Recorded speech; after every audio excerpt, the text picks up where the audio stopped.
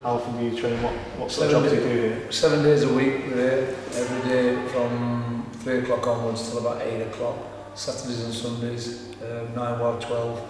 Big part of my life. It's just about everything I do boxing. Like I say, it's a 7 day a week job.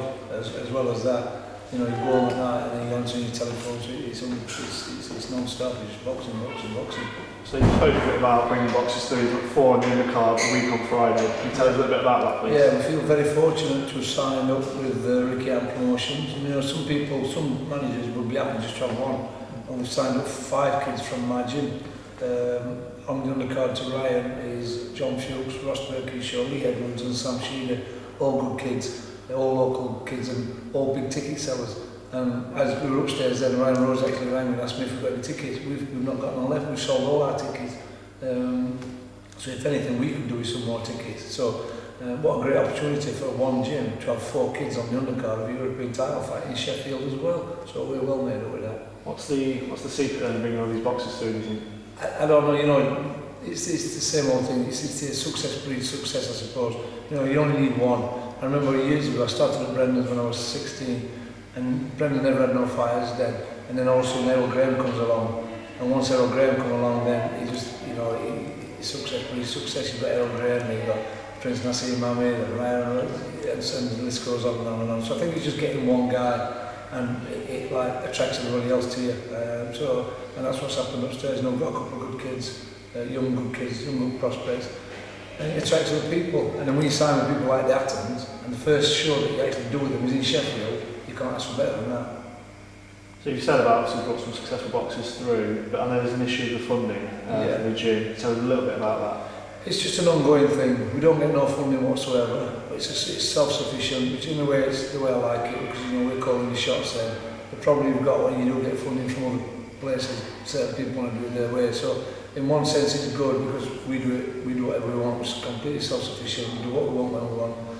But then on the other hand, you know, you see other groups that are not as good as us or as successful as what we're doing and you're getting grants, so it pees you off a little bit, but that's the way it goes. Why do you think it is?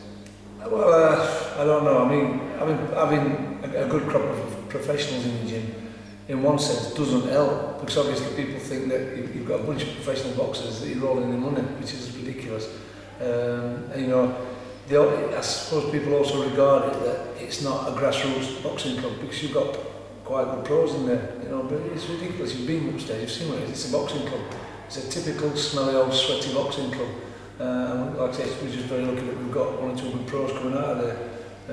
But we could do with some funding. You know, like I said to you earlier, we could do that place open all day. But for it to be open all day, you need somebody there who's qualified, who can teach the job and knows what they're doing. And again, it's how would you fund it? You know, we've got one guy upstairs, he's the only guy that gets paid. Everybody else will come there, it's all voluntary. So where do you go from here then? What's the next step? Well, I'm really enthusiastic about signing with the Attons. For the main reason, you know, I've had a few guys work with Frank Warren and Frank Maloney and Barry and the big promoters. Ricky Atton Promotions. Ricky Atton's a former fighter. So it's alright having promoters who are good at promoting but they don't know the boxing. Ricky Atton, you don't get better than Ricky Atton. Ricky Atton's boxed at top level. He knows boxing, and he also comes down, you know, we go to the gym in Manchester, he comes to the gym, he talks to the boys, and he talks to the boys on their level because he's a boxer. So, you know, we were at a show in Wigan a few weeks ago, we were all the kids on in Wigan, and Ricky Atton was sat there watching our kids, and he said to the other kid, "Oh, your guy's got a great jab, you know, he's a good mover." So, you know, the guy knows what he's talking about. He watches boxing, he understands boxing, and he's got his backroom boys, he's got a solicitor working in his gym, he's got a dietitian, he's got a great setup. So actually I'm really enthusiastic about working with Attons. And do you think seeing the youngsters who've got training, seeing the likes that you've got for on the card next week, is that inspiring them to retain that, do you think? Yeah, of course it is. I mean, some of the guys like, we've got upstairs, they're not kind of kids who are clever at school, shall I say. They're naughty boys, aren't they? But they come boxing, you know, they seem to respect the trainers more so than they do the teachers and the police officers and the parents probably.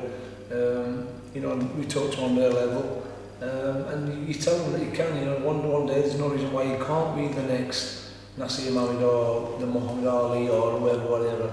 And it's true, you know, you're not lying to them, you just got to train hard.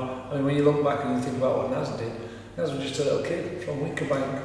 He ends up boxing in Madison Square Garden, Las Vegas. It's unbelievable when you think about it. Just a little kid from Winkerbank. So it shows you that it can be done. So fingers crossed.